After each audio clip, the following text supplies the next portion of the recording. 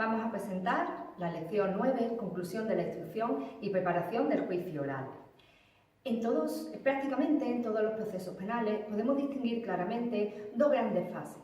Por un lado, la fase de instrucción, que tiene como objetivo realizar una investigación acerca de los hechos que han ocurrido y quiénes pueden ser las personas responsables de esos hechos, y por otra parte, la fase de enjuiciamiento, en la que se desarrolla el juicio oral frente a esos sujetos sospechosos de haber cometido los hechos delictivos. Sin embargo, la pregunta que podemos plantearnos es si siempre en todo proceso penal a la fase de instrucción va seguida de una fase de enjuiciamiento.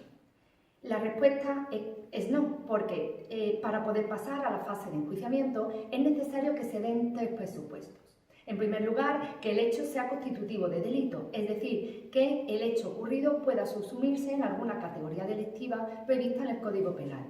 En segundo lugar, que aparezca al menos un sujeto como responsable y sospechoso de haber cometido ese hecho delictivo.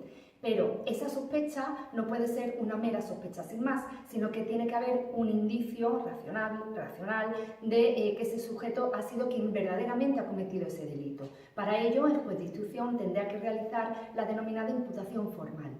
Y por último, es necesario que o bien el Ministerio Fiscal o bien alguna de las partes acusadoras solicite la apertura del juicio oral. En este sentido, las partes pueden tener dos opciones, o bien solicitar la apertura del juicio oral o bien solicitar el sobreseimiento. Cuando hablamos de sobreseimiento nos referimos al archivo de esas actuaciones, sobreseimiento que puede ser a su vez libre, es decir, definitivo o provisional, dependiendo del motivo que nos lleve a acordar ese sobreseimiento. Por tanto, vemos cómo entre la fase de instrucción y la fase de juicio oral es necesario realizar una serie de actuaciones que nos llevan, de un lado, a saber si se ha concluido correctamente esa fase de investigación y, por otro lado, si se cumplen todos los presupuestos para la apertura del juicio oral.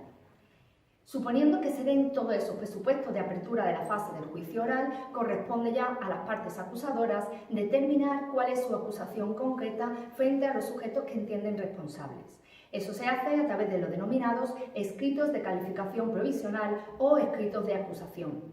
En estos escritos, la ley establece que tienen que incorporarse 4 puntos muy importantes. En primer lugar, la pretensión punitiva con respecto a la acción penal, es decir, habrá que esclarecer cuáles son los hechos de los que se acusan a estos sujetos, qué grado de participación han tenido en esos hechos, qué tipo de delito, cuál es la calificación jurídica concreta y cuál es la pena que se entiende se puede solicitar para cada uno de ellos. Además, si se ha ejercitado la acción civil conjuntamente, también tendrá que incluirse la pretensión de resarcimiento, una calificación alternativa y, por último, incluir en estos escritos la proposición de prueba.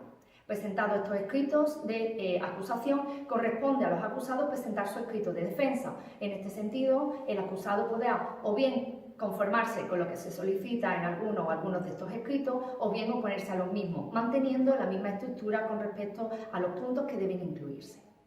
Presentados estos escritos de defensa, corresponde al juez o al tribunal realizar la admisión de las pruebas solicitadas por las partes, aquellas que crea pertinente, citar a los testigos y peritos para el inicio de las sesiones y ya por último realizar el señalamiento. Ahora sí, tenemos concluidas esas actuaciones previas a la fase de juicio oral y queda el proceso penal listo para dar comienzo a esa segunda fase.